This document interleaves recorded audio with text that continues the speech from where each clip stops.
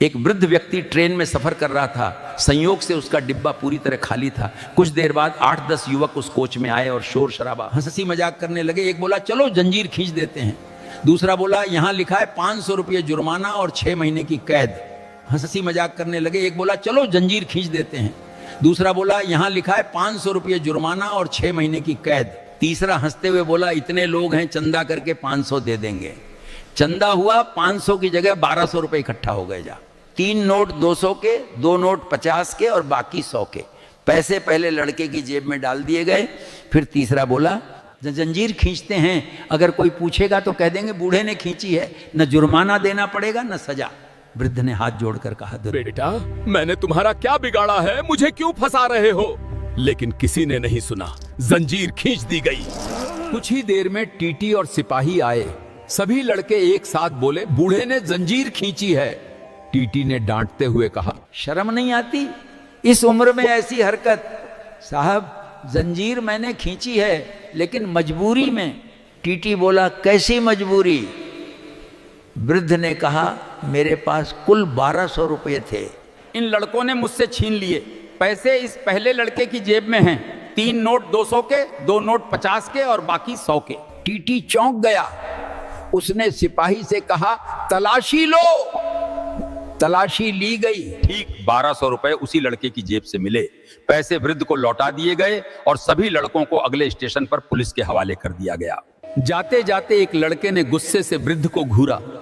वृद्ध ने अपनी सफेद दाढ़ी पर हाथ फेरा और मुस्कुरा कर बोला बेटा ये बाल यूं ही सफेद नहीं हुए हैं। सिख यही है, अनुभव उम्र से नहीं जीवन की ठोकरों से आता है। बुजुर्गों को कमजोर समझना सबसे बड़ी नासमझी होती है।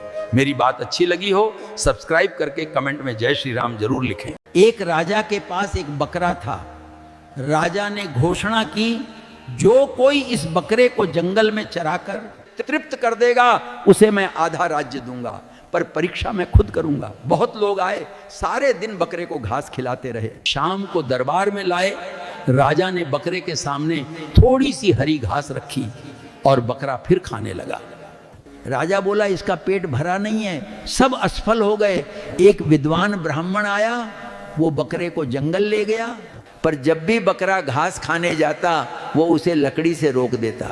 सारा दिन यही हुआ। शाम को ब्राह्मण बोला महाराज मैंने इसे भरपेट खिलाया है, अब ये घास नहीं खाएगा। राजा ने घास रखी, बकरा न खाया न सूंघा। राजा समझ गया और ब्राह्मण को आधा राज्य दे दिया। चिंतन ये बकरा हमारा मन है, ब्राह्मण आत्मा, राजा परमात्मा। मन को भोगों से कभी तृप्त नहीं किया जा सकता, उसे विवेक से नियंत्रित करना पड़ता है। मन सुधरेगा तो जीवन सुधरेगा। और याद रखना कमाई छोटी बड़ी हो सकती है पर रोटी का आकार लगभग हर घर में एक सा ही होता है। अगर कोई छोटा दिखे तो समझ लेना या तो वो दूर है या तुम्हारा अहंकार बीच में खड़ा है।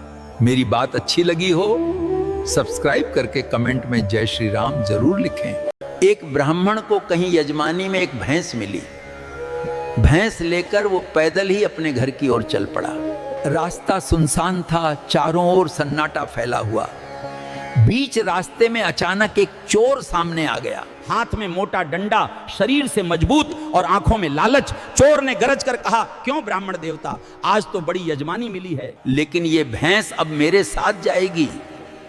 ब्राह्मण ने घबराते हुए पूछा क्यों भाई? चोर बोला ज्यादा सवाल मत कर, भैंस छोड़ दे और चुपचाप निकल जा, वरना इस लाठी से तेरी खोपड़ी के टुकड़े टुकड़े कर दूंगा। ब्राह्मण का कंठ सूख गया। शारीरिक बल से वो भी कमजोर नहीं था, पर खाली हाथ लड़ाई कैसे करे? विपत्ति में बुद्धि ने साथ दिया। ब्राह्मण शांत स्वर में बोला भाई भैंस लेनी है तो ले लो, लेकिन यूं ब्राह्मण की चीज छीनोगे तो भारी पाप लगेगा। अगर बदले में कुछ दे दोगे तो पाप से बच जाओगे। चोर बोला यहां मेरे पास देने को है ही क्या? ब्राह्मण झट बोला और कुछ नहीं, अपनी लाठी ही दे दो, उसी के बदले भैंस ले लो। चोर खुश हो गया। उसने बिना सोचे समझे लाठी ब्राह्मण को पकड़ा दी और दोनों हाथ भैंस पर रखकर खड़ा हो गया। तभी ब्राह्मण गरजा अबे हट भैंस के पास से, नहीं तो अभी इसी लाठी से तेरी खोपड़ी 2 कर दूंगा। चोर घबरा गया और बोला क्यों? ब्राह्मण मुस्कुराते हुए बोला क्यों क्या? जिसकी लाठी उसकी भैंस। अब चोर को अपनी मूर्खता समझ आ गई, वो बिना पीछे देखे वहां से भाग खड़ा हुआ। शिक्षा यही है, बुद्धि बल से कहीं अधिक शक्तिशाली होती है। जिसके पास समझ है वही वास्तव में ताकतवर है। यहीं से कहावत चली, जिसकी लाठी उसकी भैंस। मेरी बात अगर समझ आई हो, सब्सक्राइब करके कमेंट में जय श्री राम जरूर लिखें।